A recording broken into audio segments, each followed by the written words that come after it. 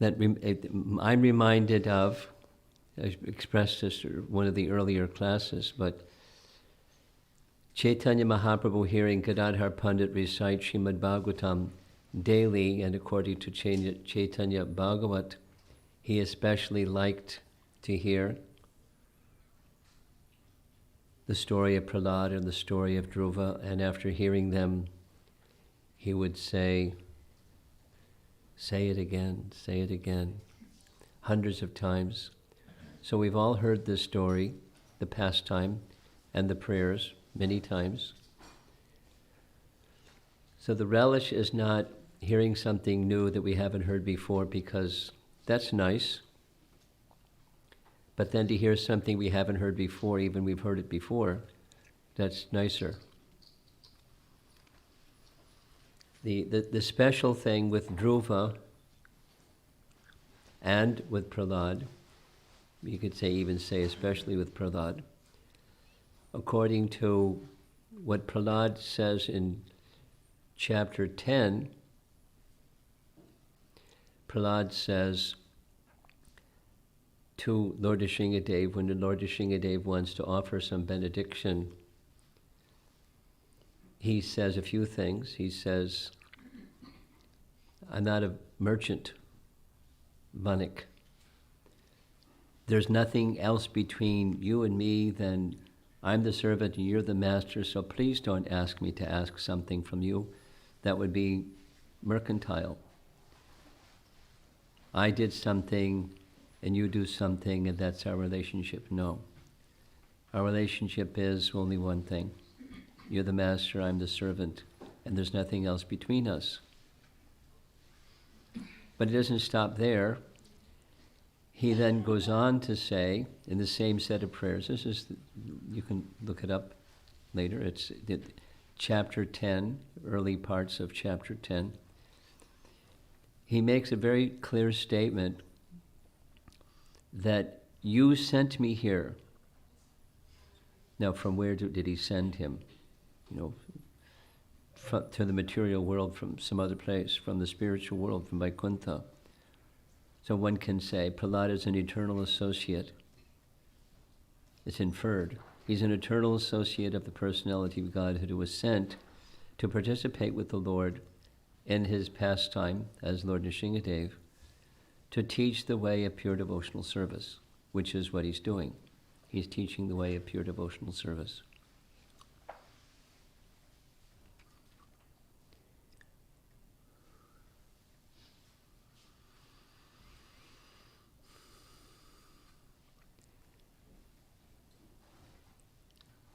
A slight pause. So many luminaries here in Alachua. It's like an amazing place. And you live here. For you it's not amazing, it's your life. It's an amazing place. So,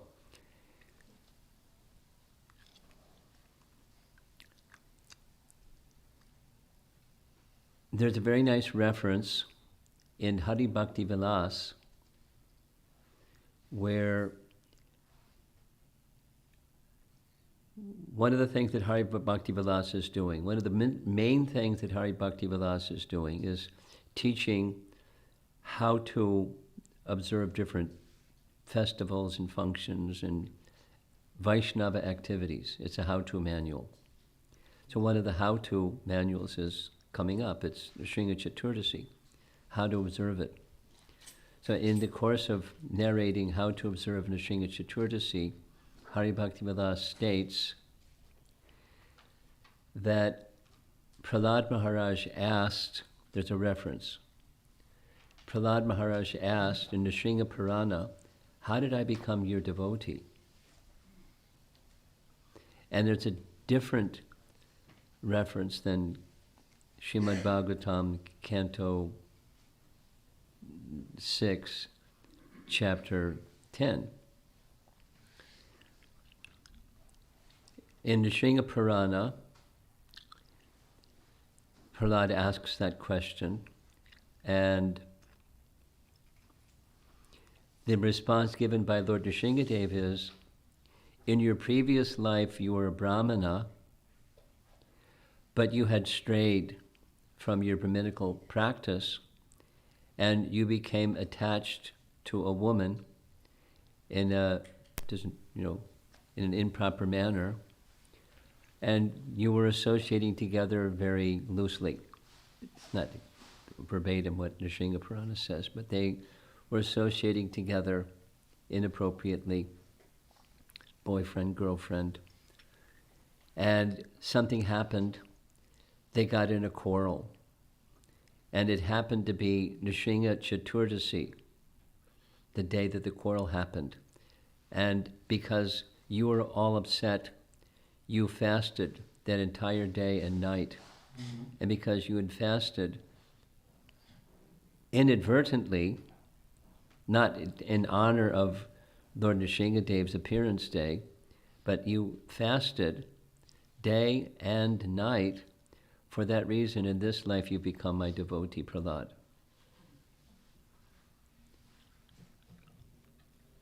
And I can't remember. Something happened to the lady. She also fasted because she was upset, and she got some special benediction, which I can't remember.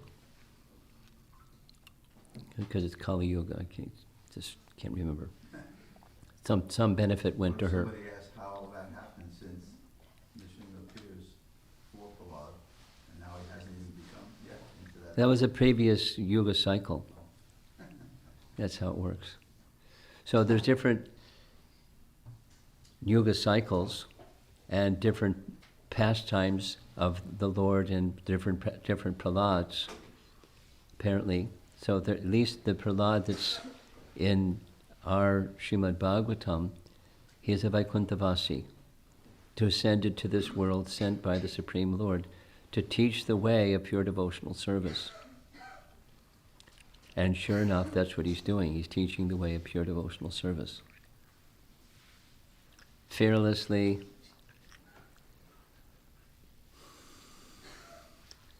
although a major factor in his purity as a pure devotee is he's extraordinarily humble, meaning he doesn't feel himself at all qualified.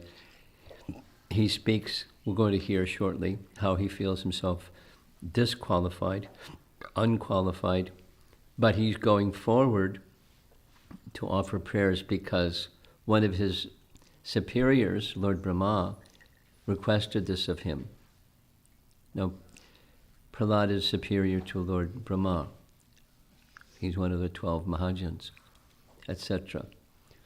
But observing the etiquette of the senior by age person, Brahma's ordered him or requested him, and so he's complying. But the bigger order is the personality of Godhead wanting him to teach the way of pure devotional service. So what we so far went through was the first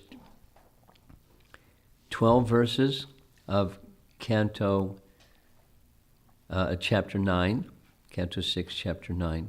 7. Excuse me, 7. 7, chapter 9. Thank you.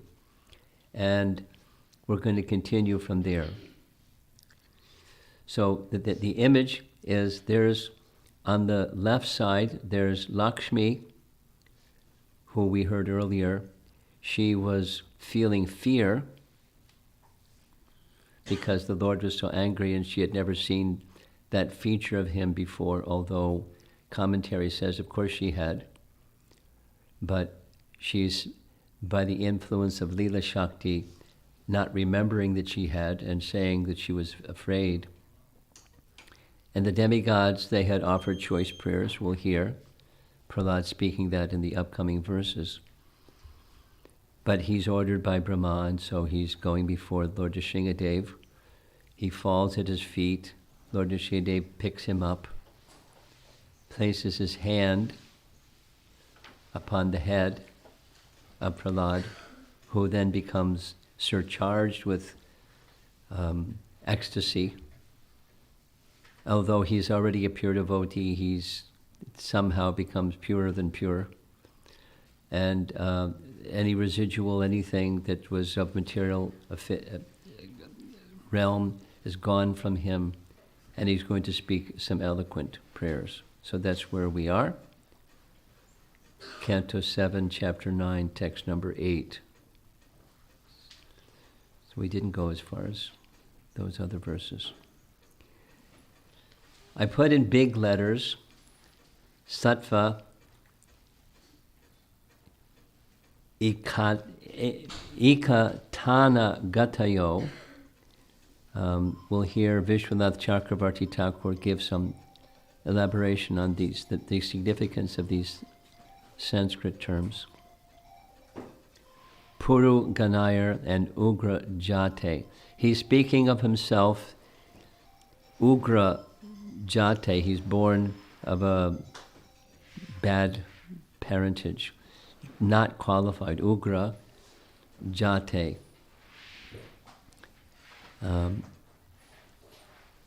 Very unqualified to come before the personality of Godhead.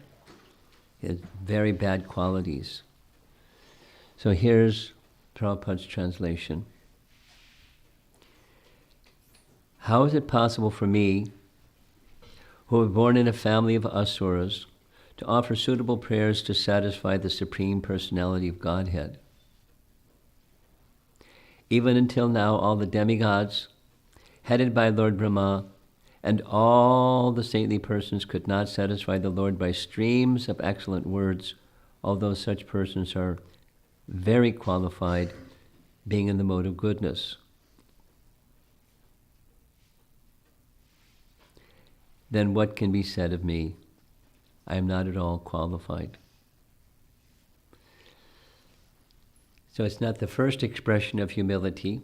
We've been speaking about this, so it's certainly embedded in the verse. We should speak about it again. It's one of the principal characteristics of one who has come to the threshold. What to speak of Prahlad is more than the threshold. He's experiencing pure devotional service and teaching the way of pure devotional service. So the platform of humility, dainya, in the expression of Bhaktivinoda Thakur's Sharanagati, it comes first. Humility. Very, very prominent in elevated personalities' lives, certainly in Prahlad. On the left side of the painting, that's the demigods that offered their prayers already. And there's Lord Nrsingadev placing his hand on the head of Prahlad with folded palms. He's offering these prayers. A Vaishnava who is fully qualified to serve the Lord still thinks himself extremely low while offering prayers to the Lord. For example, Krishnadas Kaviraj Goswami, this celebrated passage, he considers himself unqualified, lower than the worms and stool, more sinful than Jagai and Madhai.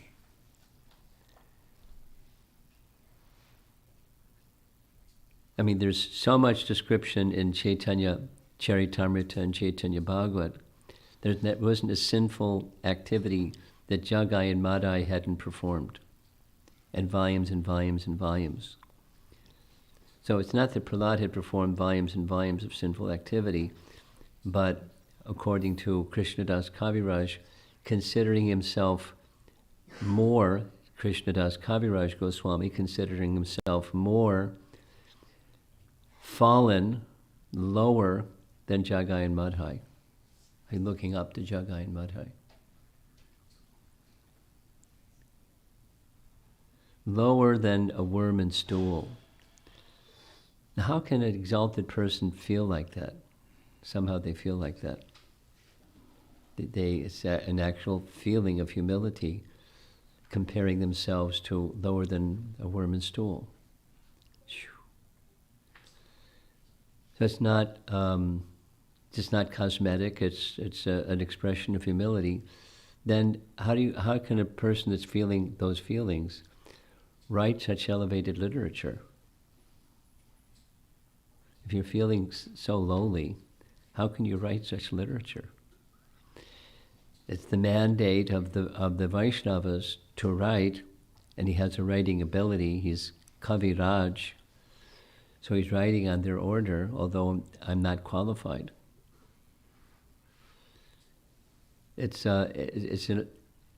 Emotionally, it's a contradiction. So what's driving a person like Krishnadas Kaviraj or Prahlad Maharaj or an elevated Vaishnav who's feeling lowly, unqualified, is some higher order, some higher purpose or mission to be fulfilled. That's Prahlad. Vishwanath Chakravarti Thakur writes on this verse, "Oh, remarkable Lord, it is hard to understand what quality you see in me that brought about such mercy." That he touched his head, picked him up and touched his head. One's possessing sattva is not the cause of your mercy. What then to speak of a person possessing tamas? The devas and sages' minds are completely immersed in sattvic dharma, jnana, and austerity. I am immersed in adharma, ajnana, and material enjoyment. Here's that verse that you saw in very large letters. Ekatana means exclusive tendency. And simply praising you is not a cause of your mercy. They praised you with streams of words, which were fresh, cool, sweet, and pure like water, and which were embellished with ornaments and literary suggestions, pura, ganai. But they were not able to make you satisfied.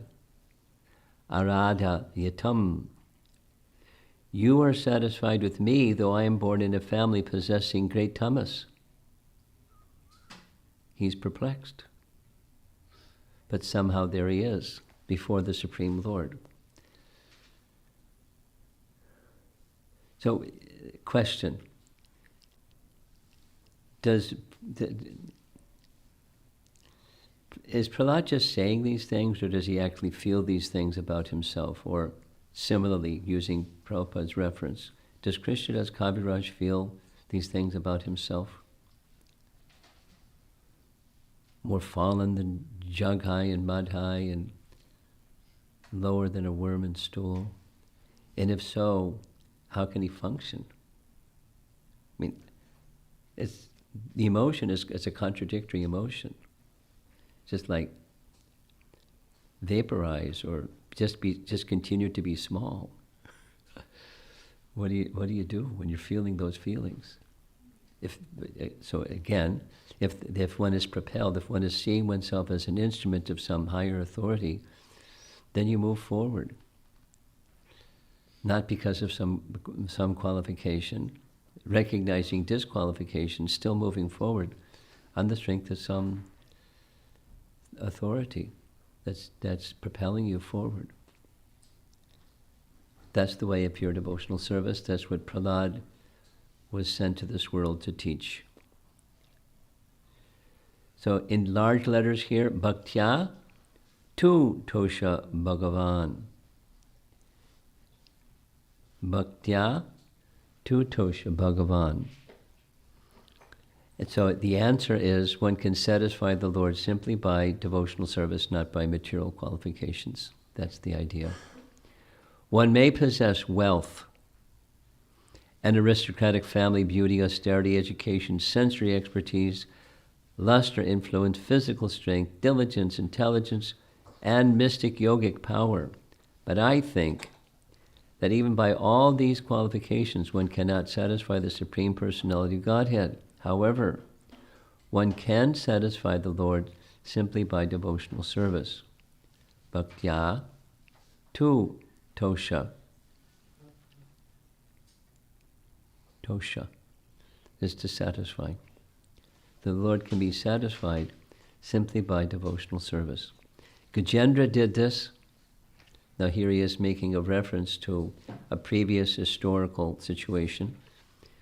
What was Gajendra's material qualification? Not in his previous life, but the life of being an elephant. What's special about being an elephant?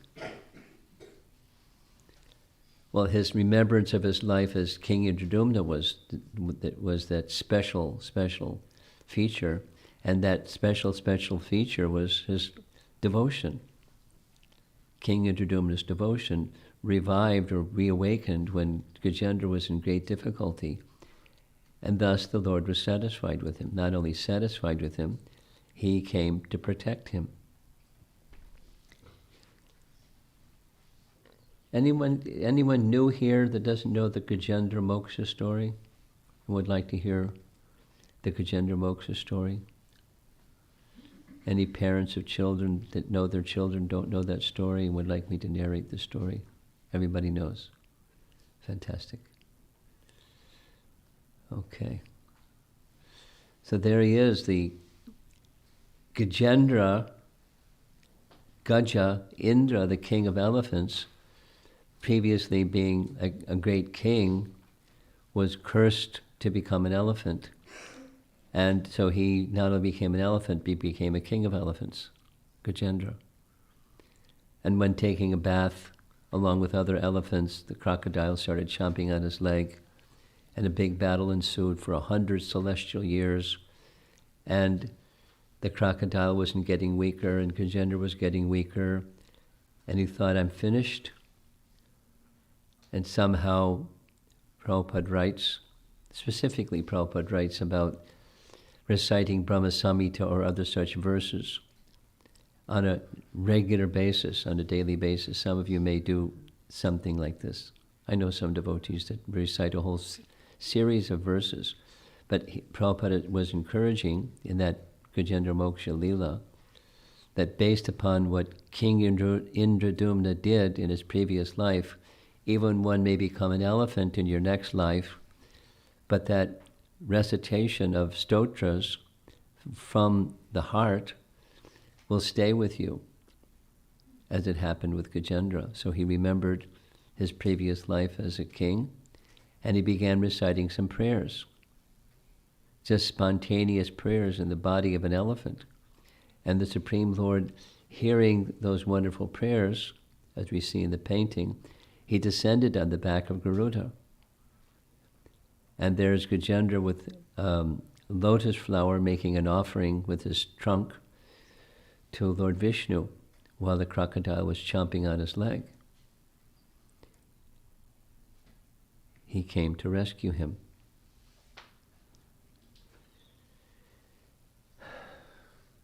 The image that's depicted in the upper left is something from Prabhupada's purport. The position of Duryodhana and the position of Arjuna. When Krishna indicated, I'm not going to take part in the battle, but I'll be by myself with one of you, and my armies will be with the other one. Duryodhana, which do you want? You know the history? What did Duryodhana say? Armies, please. I'll take the armies. Who need you without armies? I'll take the armies. And so Duryodhana had the armies. I don't know if you've ever thought about it. I've thought about it. How could the armies of Krishna fight against Krishna and the Pandavas? How could they do that? They're somehow like transcendentally dutiful or something like that. How could they do that? Fight against, till death. Because that's when battles like that go on, that's the deal. Anyway, that's what happened. And of course, the preference of Arjuna was, that's okay, just you be on my side. So Krishna agreed, I won't fight, but I'll become your chariot driver. What's this other image? Who recognizes what this other image is? Huh?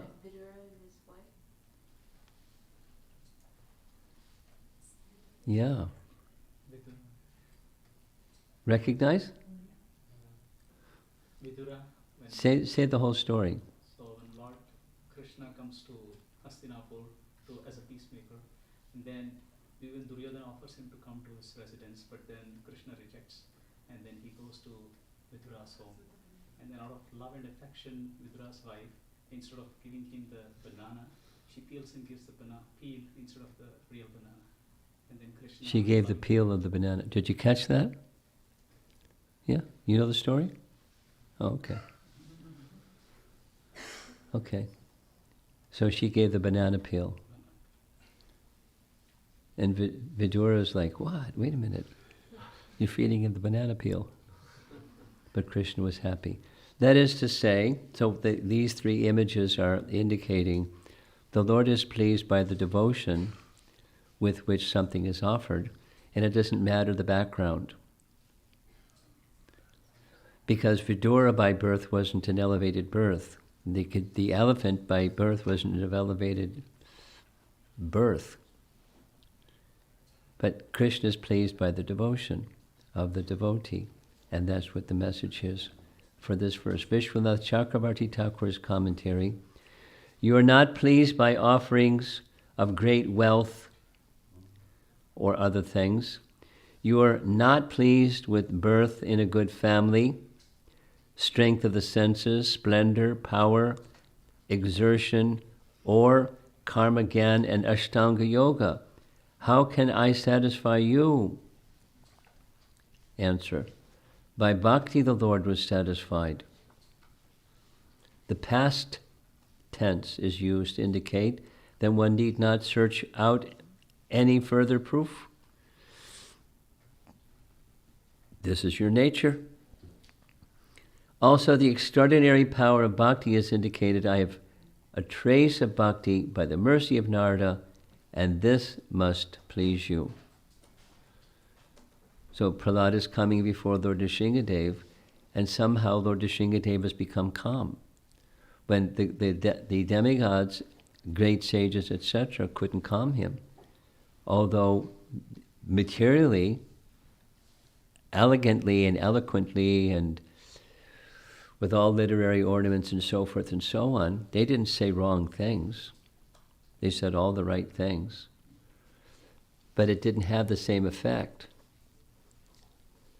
as when Prahlad spoke. Of course, it's a pastime, and certainly the personality of Godhead was pleased by the prayers of the demigods, but for the sake of the pastime, he's now indicating if there's something that's pleasing to you, it's the bhakti, but that bhakti that is pleasing to you, it's just a small trace of what Narada gave to me, and that must be what's pleasing you, so now you become calm.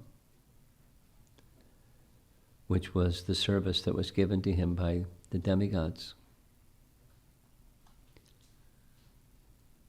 So these are not new things. Just circle back to something at the beginning of this discussion. This is not a new pastime for most of us, probably almost all of us. So there's relishable points that teach us lessons about pure devotional service, which is what Prahlad is descended into this world to do, and helping us to understand what the standard of pure devotional service is. So devoid of pride, feeling very humble, acknowledging if there is something in what I'm about to do that's going to be pleasing to the personality of Godhead, and not by material qualification. And if there is some spiritual qualification, that spiritual qualification was put there by someone. In this case, it's his spiritual master. So in our case, it's our spiritual masters, our founder Acharya in disciplic succession, and the great souls that we're followers of. And if there's some benefit, something that's pleasing to the personality of God, it's because of their kindness. That's the lesson.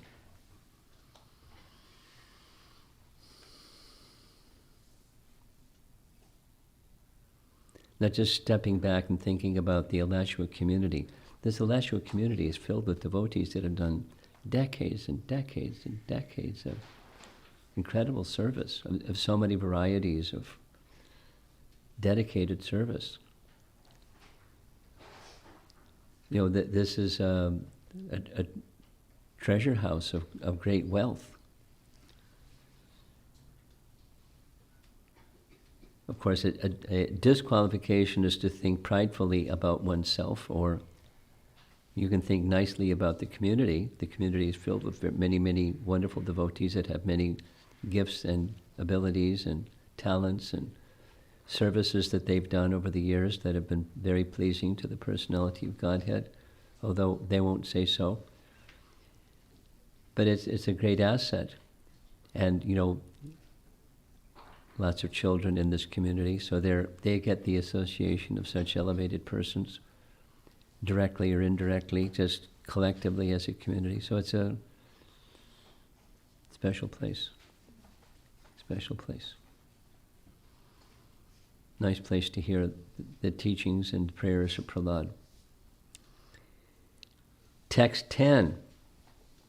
If a Brahmana, celebrated verse, if a Brahmana has all 12 of the Brahminical qualifications, as they're stated in the book, called Sanat Sujata, but is not a devotee and is averse to the lotus feet of the Lord, he is certainly lower than a devotee who's a dog eater. What devotee is a dog eater? You know any devotees that are dog eaters?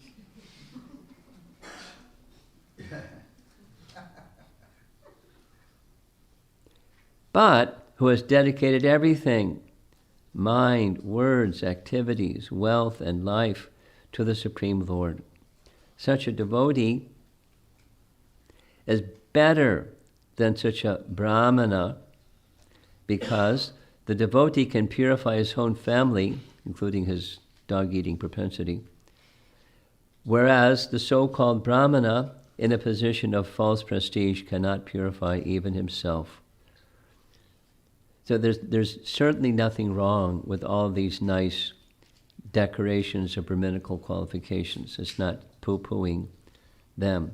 But if that person that has Brahminical qualifications is not a devotee, then the purpose of those qualifications is unfulfilled. The purpose is not yet met. Say it again. It's good to have Brahminical qualification. Devotees want to have such qualification, but they don't want to have those qualifications separate from devotion. However, someone who becomes clear and moved in their life, in a life of devotion, and it has happened, certainly has happened, during Prabhupada's time and since Prabhupada's time. The persons that were with bad habits and bad this and that became lifted by the process of bhakti.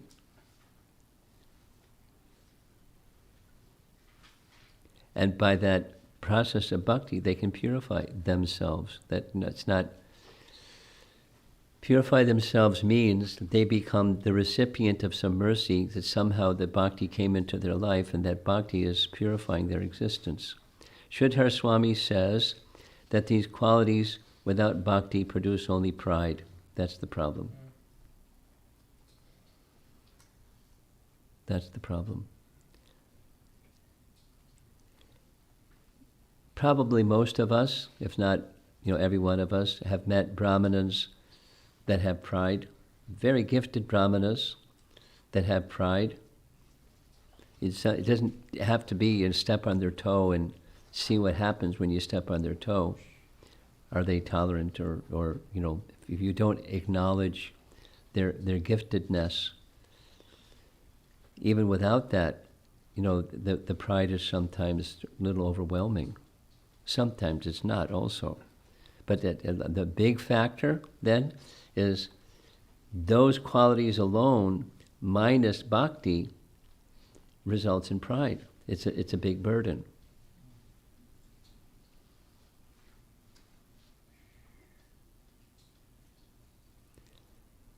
Here's Queen Kunti's prayer that says the same thing. I hope the sound works, because this is a little recording. This is Sri Rupa singing. I think it's going to work.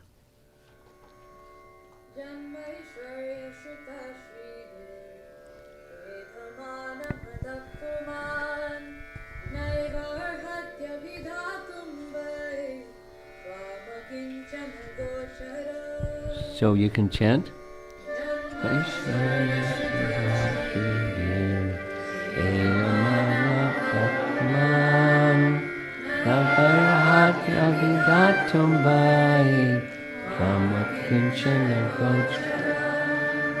One more time.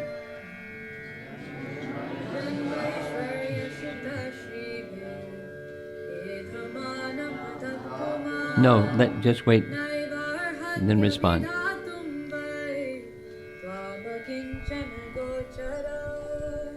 Okay.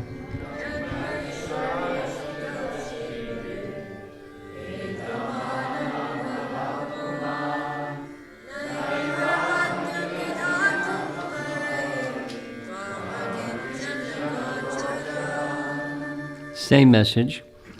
My Lord, your Lordship can easily be approached, but only by those who are materially exhausted.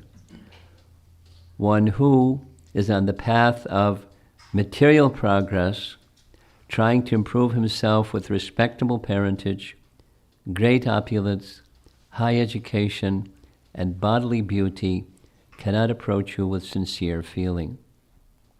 So this sincere feeling, that's the sincere feeling of wanting simply to please the personality of Godhead. That's something that comes, I mentioned it already, but mention it again. This is chapter 9 of Canto 7. In chapter 10 of Canto 7, after the Lord has offered benediction, please don't ask me to take a benediction. See, so that's simply the mood, that's the mood of pure devotional service, the mood that Prahlad Maharaj came to teach, not to do something to get something. And commonly, people do something to get something. So in a few classes we've had this discussion, how do you discern the difference between, let's say, take Prahlad Maharaj, or take us as devotees of Lord Nrsimhadev, and when there's danger, calling to Lord Nrsimhadev for protection. Are there circumstances where we're at the center, and there are other circumstances where Lord Nrsimhadev is at the center? The same calling to Lord Nrsimhadev for protection. Is it possible to call for protection where I'm at the center? And is it possible to call for protection where Lord Nrsimhadev is at the center?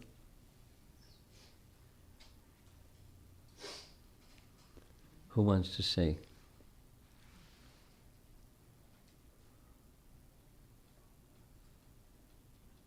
It's possible. But it's motivated. It's not anyavilashi kapshin, it's sakama. Yeah. So what should we do? Because we're not akama yet. So what should we do? You might be akama, someone else might not be. Okay, but for most of us, myself included, we're not at the akama I stage. just read a purport in the, I guess, anyway, it was Bhakti Jiva Vishwanath or Jiva, but they're commenting that if one doesn't understand that Krishna, how powerful he is, then he should at least admit that he doesn't understand. He should say, well, I don't understand. That it's inconceivable. Like, some people, devotees will say, it's inconceivable. Others will say, what do you mean, inconceivable? That means that you're not on any level, You must accept Jiva Goswami says, Ajita Shakti. For instance, so this is similar, I guess, that you have to just owe up to that. Yeah, I have desires, then pray to not have desires.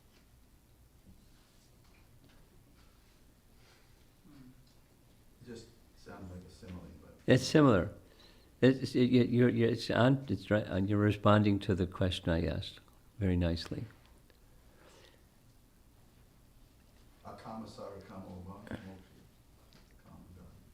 That would be a verse, right? Yes, that's a good one. So I'll say something in response, and then see if somebody else would like to contribute to this question.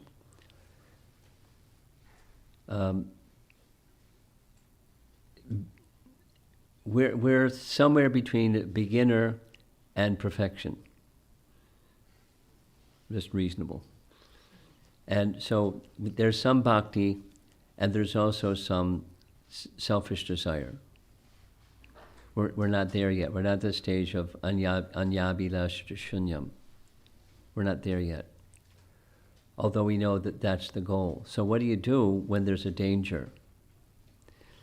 Because I don't want to be stuck in being selfish. On the other hand, I have to acknowledge what my position is. So we call to the Supreme Lord for his protection, because we need protection. And there's nothing wrong with calling to the Supreme Lord for protection, because he's our protector. But then the refinement is towards what end?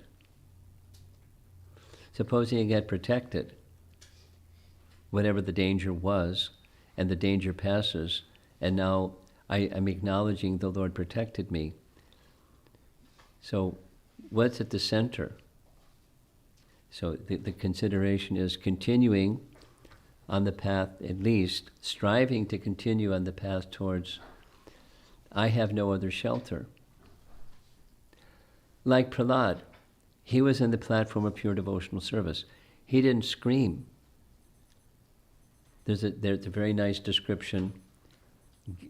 Vishwanath Chakrabarti Thakur explains that when the associates of Hiranyakashipu tossed him off a cliff to kill him on the jagged rocks below, Lord Vishnu didn't show himself, because Lord Vishnu wanted to see, what's he going to do? Is he going to scream? What's he going to do? And he didn't scream.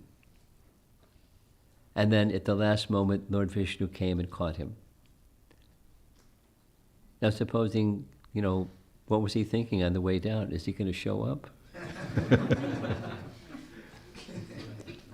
He was not foolish, but he was not fearful either, because he knew the Lord would protect him. He didn't need to call, because he knew the Lord would protect him.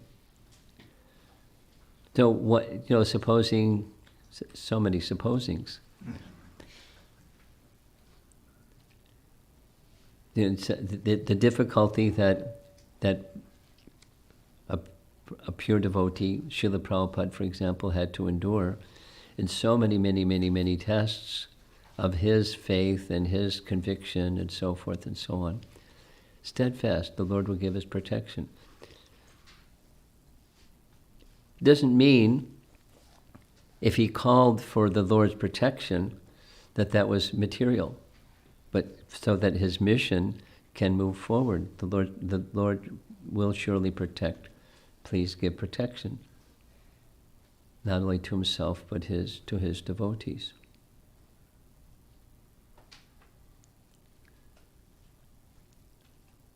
Okay. Sheshu. I've heard it described that it's like a child calls for help from their parents, not because it's motivated, but because they have no other shelter, no other option, and so they're calling out of a devotee that's not completely purified to the Lord. It's like that. It's not motivated or pretentious, but it's just natural, because that's the relationship. Yeah. Very nice. Very nice. Everyone got that? Good. No, Maharaj, can you? She doesn't mind. I'll do my best, but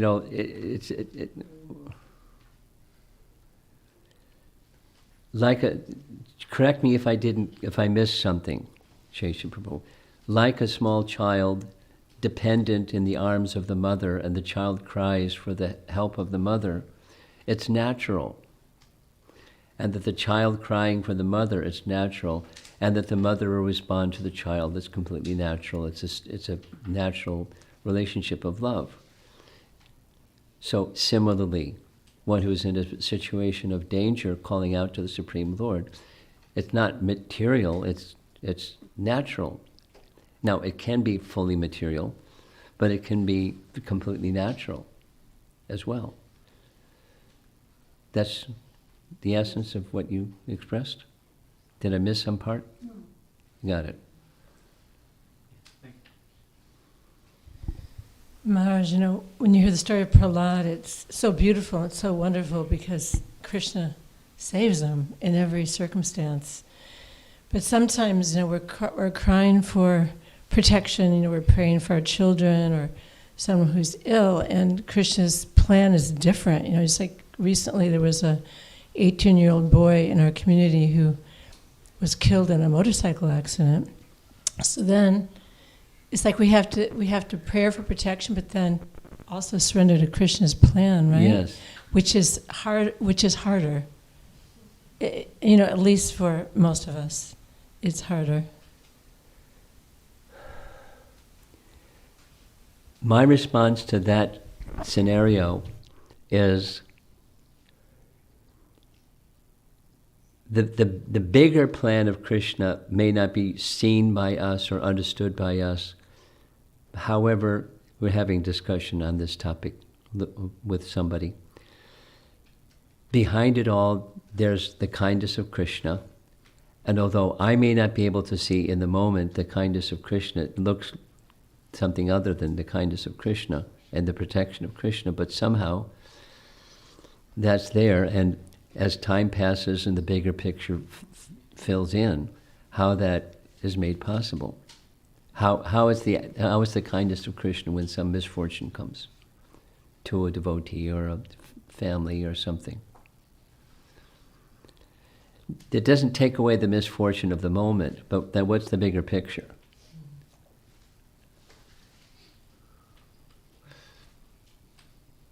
Maharaj Parikshit being cursed, and et cetera, et cetera. What's the big picture? What's the big picture? So a faithful in one's relationship with Krishna and Krishna's kindness to all in all circumstances, because he's kind not selectively. He's kindest to all in all circumstances. When misfortune comes, how is that kindness? So we may not see it in the moment. And the bigger picture, it may become more clear. It may not become more clear, but in some cases it becomes more clear. There's some good fortune, somehow. So sometimes we don't see the bigger picture, and we just have to... Yeah, like the 18-year-old. Krishna may have wanted that person to go somewhere, do some other service, who knows what the emotional and psychological and other circumstances, and Krishna was relieving them of that. Who knows the bigger picture? So where's that soul today? We don't know. And that uncertainty leaves one kind of up in the air. And we may never know. But one thing we do know is that Krishna is kind, and somehow that soul is in a position where the kindness of Krishna is embracing them. Who knows? Who knows? What deed back there resulted in that misfortune in his life, and now that misfortune is taken away and he's moved on to something.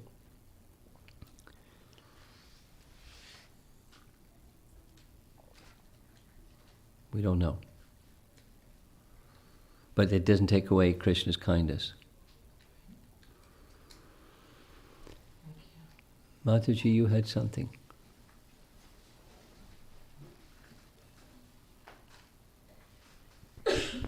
As far as your question, I was thinking one way to go in that direction of having Lord Nrsimhadev be the center as opposed is Prabhupada taught us, if you so desire. Yes. If you so desire, and that helps us, that we can call out, Krishna, if you so desire, then protect me. Or Thank you. We're the servant. He's not the servant following our dictate.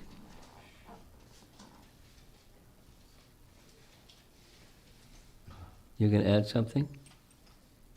No. He's just the controller of the microphone. I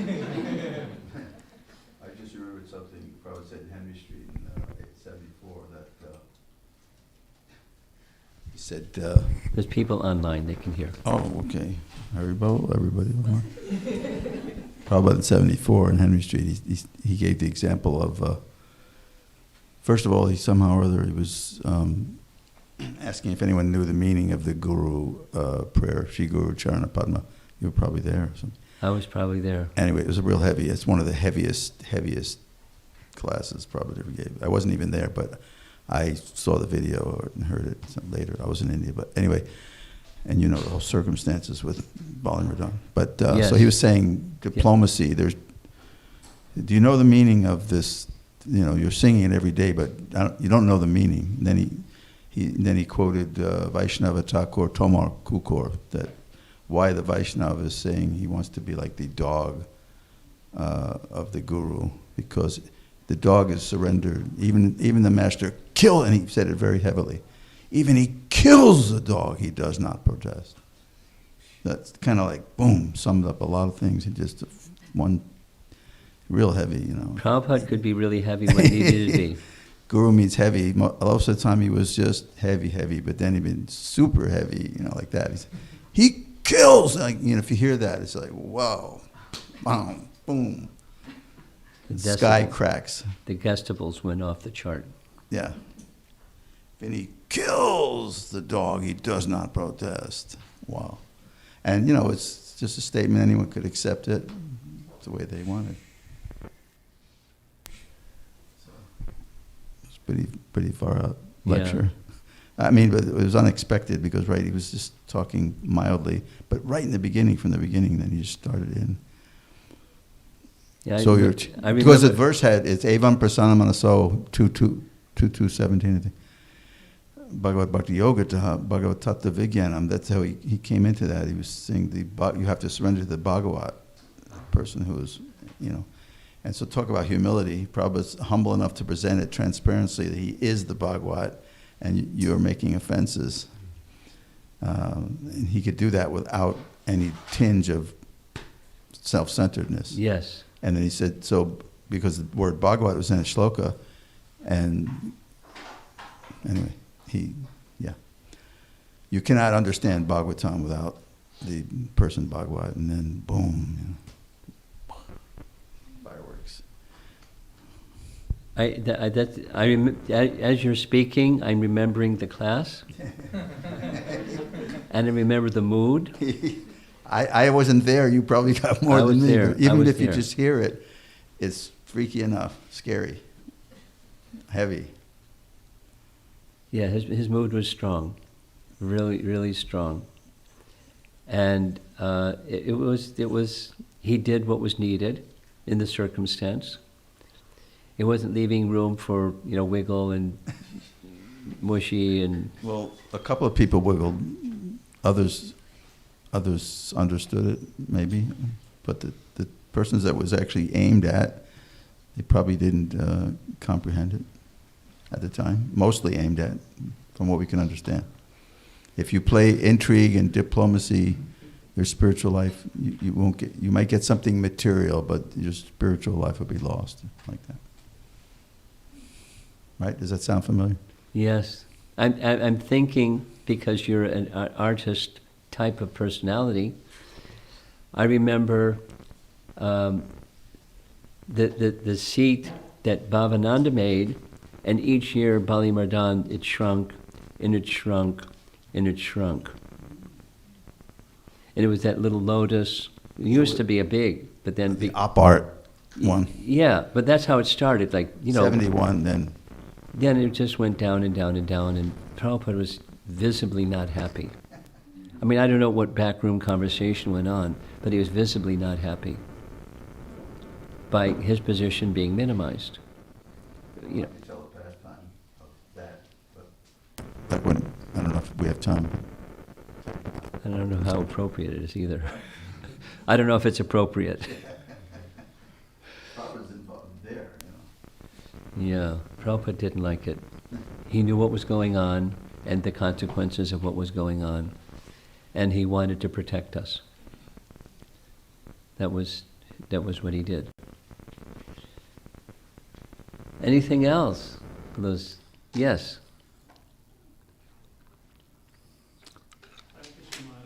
What was the Indradumna Maharaj curse? So he became the elephant. What did he do? Yeah. He was a king, and towards the end of his reign as a king, he went into the mountains, in the forest, and he was engaged in meditation. And a great sage came by. I think Augustia. Huh? Augustia. Augustia, that's what I was trying to recall for sure, but thank you. Augustia came to his hermitage, and because he was absorbed in meditation, he wasn't ignoring and neglecting culture, but Augustia saw him as being neglected by this person in meditation. So he cursed him. Your so-called ascetic king, you're just like a dull elephant. You should become an elephant. He cursed him to become an elephant. And so, it doesn't say, instantly he became an elephant, but he became an elephant. But he was the king of elephants. That's how he became. From King Indradumna to an elephant. King of elephants. Gajendra.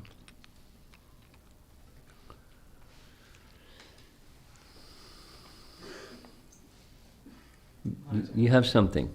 I have a question, Maharaj. Go ahead. So when reading at this verse, the translation for Janma Ishwarya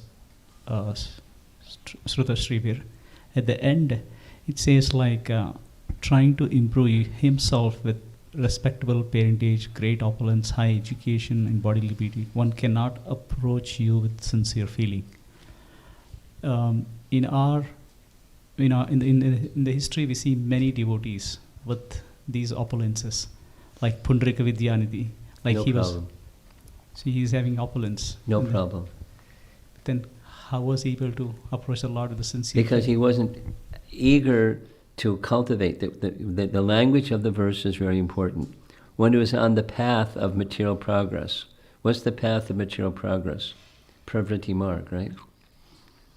Those who are on the path of Pravriti Marg, they're not going to experience what Pundarik Vidyanidhi experienced. Does that answer your question? Yes, Maharaj.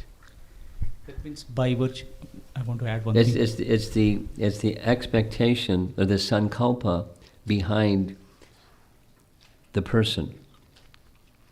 The motivation, the fuel in their tank, the thing that's inspiring them to go after something. So he didn't go after those somethings to become an enjoyer of those somethings. But he was endowed, but he wasn't enamored by those endowments. He wasn't filled with pride. Just the opposite. He was concealing his spiritual elevation behind the cloak of I'm just a worldly sense gratifier. Okay? Thank you, Maharaj. Yes. Maharaj, how can we understand when these great devotees and sages like Agastya Muni become upset and angry so quickly, and they curse these people who seem innocent? He was definitely innocent. Not just seem innocent. He was in meditation. He was so absorbed in meditation, he didn't even recognize that somebody had walked into his hermitage. There was a bunch of them. Hmm? He had a group with him. Agastya. Well, I did the painting and I put a group around him.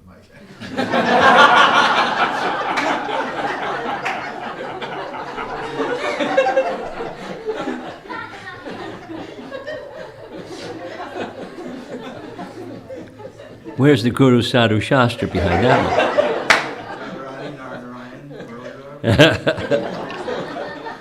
The host of sadhus. It'll make a better painting if you put the other guys around there. Go ahead. We have to look at the slogans. I don't know of any scriptural reference that says, besides the advisor Prabhus that were helping you create the artwork.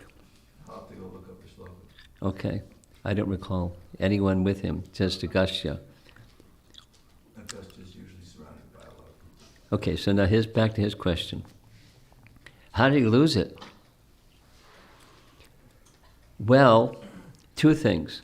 But there's not definitely this or definitely that, but there's two possibilities. Somebody who's a great sage can lose it. Unless they're more than just a great sage, but great sages can lose it. Because they get, their pride gets triggered. I'm supposed to be honored, and he's not honoring me. I'm a great sage, and he's a king. He's supposed to honor me. And I only want some water, and he's not even offering me. He's not saying, Hari Bol.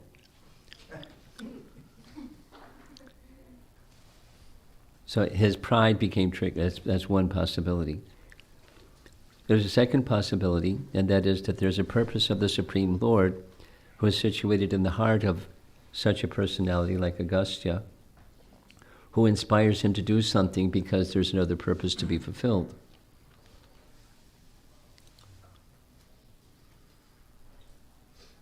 So if we go with the second reason, that the Supreme Lord is Inspiring him to do like that. Inspiring his devotees. So it's not that these devotees have anything personal against whoever they've just cursed or anything. They just understand that there's a greater plan, and they're not necessarily. like a That two things. Agastya is a rishi, but he's not. You're saying devotee. He's a rishi. He's not. He's not a pure devotee. He's a rishi. He's a very learned and powerful personality, who just by uttering something, someone can become an elephant. What devotee is going to utter something so that somebody becomes an elephant? He's not a devotee. He's a great rishi. Powerful, and powerful. Here's a really simple way of looking at it. You like math, right? Okay. The fruits of piety plus a heart that's impure equals pride. Do it again. The fruits of piety plus a heart that's not yet pure equals pride. So pride can get triggered by who knows what. Now it could just be his pride, or it could be a plan of the Lord to make some arrangements so that King Indradumna could get fast passage back to Godhead.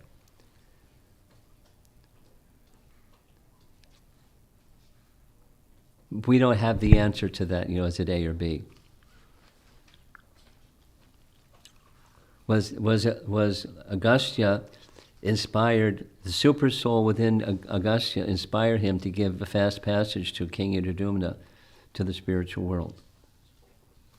We don't have the answer to that. I mean, maybe our acharyas have commented somewhere. I'm unaware of any comment like that. So it could be A or B. But it's not that he was a devotee. He was a rishi.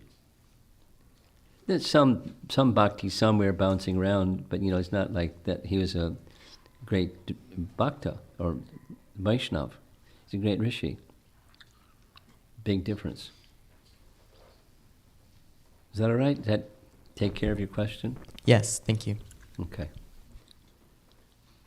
Maharaj, how do we understand materially exhausted? How do you understand materially exhausted? Look around the room.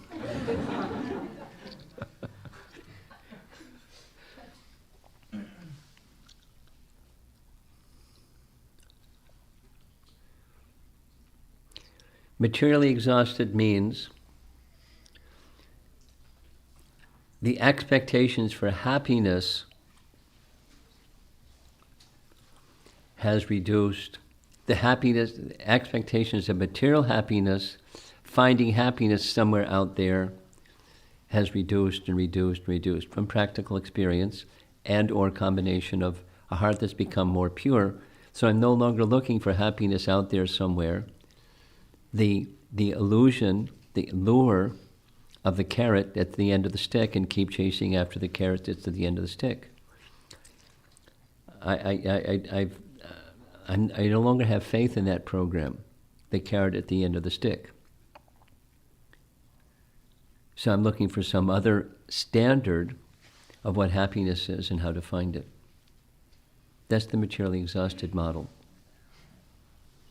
Now, most souls are somewhere between, the stage of perfection where it's completely gone, the 100% materially exhausted, and somewhere over here where they have lots of material expectations, or some, at least.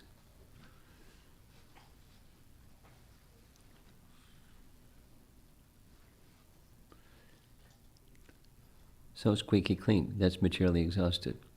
No more expectation. There's happiness out there somewhere. I just have to configure it right. I have to align myself with everything so that it comes out happiness. I don't want that program anymore, thank you. Now, one can leave that program and then go back to it because one hasn't really taken full shelter of Krishna yet. So the bungee cord effect, I'll go back there to looking for happiness out there somewhere. Some expectation of something. Some expectation, like Agastya, some expectation of respect. He's a king, he's supposed to respect me. Okay? Looks like we're done. One online question.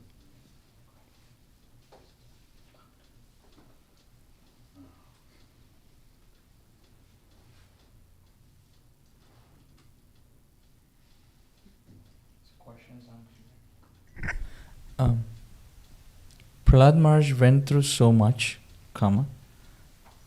when I realize that I'm not a straight man, I feel helpless, period. How can I be helped? Please comment. Well, associate with Prahlad and you can be helped. You associate with elevated persons and you can become elevated. You associate with Srimad Bhagavatam, which is filled with narrations about not only Prahlad but other souls that have become very fortunate, and you can become fortunate like those souls. Even you may say, oh, I'm not eligible and I'm not this and that. Read Srimad Bhagavatam anyway. And it has this spiritually energizing effect. It just works that way. Try it out. Stay with it. Shravanam Kirtanam Vishnu Smaranam. Stay with it. That's what to do. You have something. Hare Krishna, this is just... You have the last question, by the way. I was wondering... I hope it's a good one. I was going to clarify something, if Okay. it's okay. So for us as students, like for me personally at this time, we're trying to get a higher education, and for some people, careers mean like getting more opulence and things. So I was just wondering, for this verse, would it mean that we're doing it for Krishna instead of doing it for ourselves? You got it. Okay. Now, it may not be clear to you, it may be clear to many persons that the education that you're going through is going to be pleasing to Krishna. And as I'm sitting here, I'm thinking, many of you know Amarendra, who was very instrumental in purchasing this farm project, the Alachua property. So I remember a discussion with Amarendra years ago, where he said, in his studies to become a lawyer, he doesn't remember A to Z of what he studied, but the benefit that he does recall and feels he's still drawing from is the discipline involved in that study. And the discipline that's involved in that study to become a lawyer is still with him, and he's drawing from it on a regular basis. So, similarly for you or somebody that's in the career development stage of their education, I could say something similar. I don't remember all the biochemistry, this is and that's and math and da da da da da. I do remember the discipline, and that's still with me. So that's being used in Krishna service, whereas the detail may be more clear, may be less clear. Let's say, with Pushkar, his learning of art skills, then that's part of directly that was used in his service to Prabhupada and Krishna and the Hare Krishna movement, etc. And some other things that other people may do may not be so clear directly how this is my service to Krishna, but they're skills that can be in service to Krishna. So that discipline, that was Amarendra's words actually, was the discipline involved in preparing myself to become a lawyer has helped me immensely, although I don't remember all the details of what I studied during law school.